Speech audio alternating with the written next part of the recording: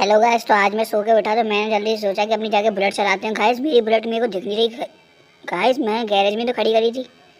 तो गाइस शायद मेरी बुलेट चोरी हो चुकी है। जल्दी चलते हैं पुलिस स्टेशन और कंप्लेन करा के आते हैं।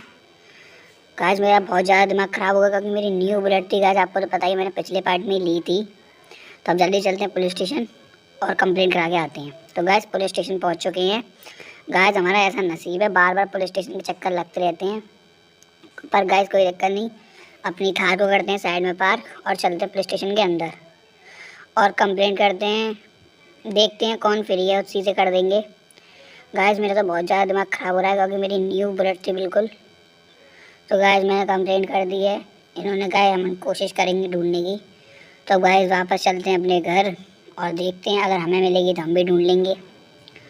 गाइस कोई बात नहीं, वरना नहीं खरीदेंगे और क्या होगा। तो गाइस आज की वीडियो में इतना ही, मिलते हैं नेक्स्ट वीडियो में। जब तक के लिए बाय। लाइक करें, सब्सक्राइब करें।